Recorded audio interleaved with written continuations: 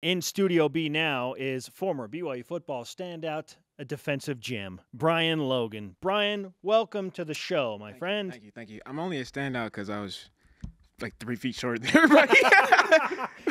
Oh, he stands out. What is that sixth grader doing on the field? We're glad you're here, though. We've been waiting for you to come in today. You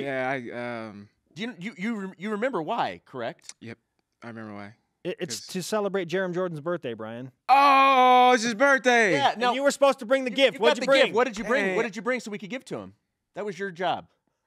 Nobody told me that. I did see last week, I think, that he wanted the jersey or the hoodie that Kalani wore, right? Yes. So I was gonna text him and say, bro, like what size? And then I checked my bank account and I was like, oh no, never mind. The thought was there. Hey, That's yeah, what matters. my heart was in it. Yes. That's what matters. I know your heart's fully invested into BYU football. And I know that you were upset, like a lot of people were, at the result of Saturday's game. But how much, now that you've had the weekend to think about it, and you're preparing for after further review tonight, how much of BYU's offensive performance do you attribute to Northern Illinois' defense? That's a really good defense, man. Remember when we were on the sideline and BYU ran a misdirection play, kind of like one of those trick plays that Grimes throws in every once in a while. Little inside flip. Yeah. And there was 2 guys on him. Boom, boom, tackle immediately. As soon as the flip was made and the catch was made, bam, bam, got hit. And I looked at you and I was like, bro, I have goosebumps. That reminds me of when I played with Bronco. That looks like a Bronco defense in terms of discipline, assignment sound, and guys flying to the ball.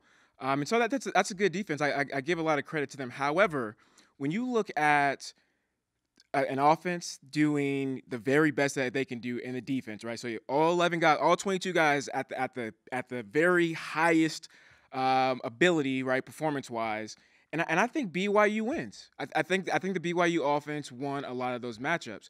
And with after further review tonight, when I was reviewing the film and the plays, we'll obviously highlight those things that they did, bad and poor. But a lot of the plays that we are going to highlight shows that BYU talent-wise and athletically, when they're not making bonehead mistakes, right, penalties, etc., they can play with anybody in the nation. I believe that.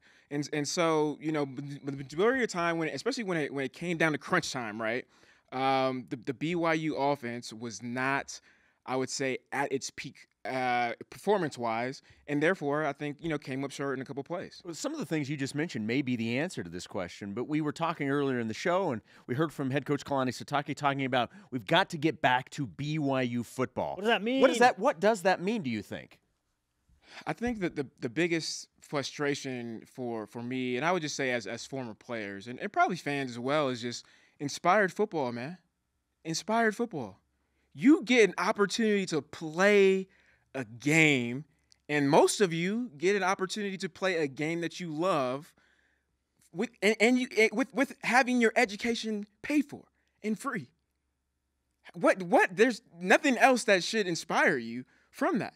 You think about kids that have disabilities and people that can't even play sports or heck can't even play PE, can't even run laps in PE in 6th grade. You know what I mean? For whatever reason. And you come out and don't play like you care. That's the most frustrating thing.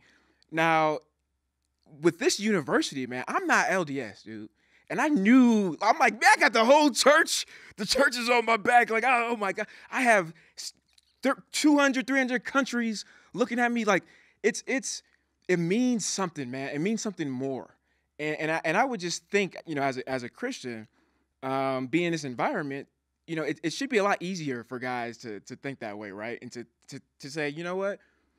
I don't want to let this guy down. I don't want to let my coach down. I don't want to let these fans down, because we are playing for something. We are all a part of a brand. And I would say something that my pastor, when he was praying for me in my hotel room before the Oklahoma game, and it kind of changed my perspective in my life of how I approach anything, everything. He said, when you go out and you play and you look at this scoreboard, imagine God sitting on his throne watching you.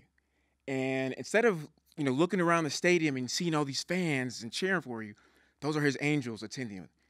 And that changed everything because I was like, huh, how much more am I going to prepare? How much harder am I going to play? How much more do I want to perform well, not for these fans or not for, my teammates, which I do obviously, but really for God. You know what I mean? Same thing with the test. How much harder would you study for a test if you knew that Jesus was grading it? Oh, yeah. How much more prepared would you be if you knew the cameraman, if Jesus was behind the camera? Yeah. You know what I mean? I get it. It changes everything, man. And I'm just saying that BYU with the religion and what BYU stands for has an opportunity to go out and play like that, but also the opportunity really lies in preaching that, right? And I think Bronco did a really good job of letting us know, hey, this is bigger than you, man. This is bigger than me. This is bigger than all of us. Brian, let's finish with this, our question of the day. We've been talking about the success of BYU's rivals and the success of Bronco Mendenhall at Virginia, all while BYU has lost 3 of the last 4. How does it affect how you feel about BYU football when you look at the success of Utah and Utah State and Virginia? Like, how do you process all of that? Because we feel like, come on, it stings a little bit extra. Oh, look, man, I'm not gonna lie to you. It sucks. It's especially when I'm out, because I always wear my gear, man. I don't care. I'm a bleed blue, all the way till I get to heaven, and I'll always represent. And it sucks when you on Mondays when you go to work, when you're in a Walmart or wherever, and you're wearing the logo and you just down a little bit, and you see, or you pull up to somebody and you got your Cougar blue on and they got Utah flags. I'm like, hey, roll up my windows a little bit. You know what I mean? It stings, man. It sucks. I definitely think, in that sense, it does make it a little bit worse. But, I think the biggest thing is just as fans, it's just disappointing of how you lose. If you get knocked out, man. Get knocked out with pride, but don't get knocked out, putting 50% of effort in. I think that's what makes it, 10 times more worse. Brian, we look forward to after further review tonight, man, and more of the passion, bro. I'm excited. I'm ready, man. I'm bringing it. Let's go.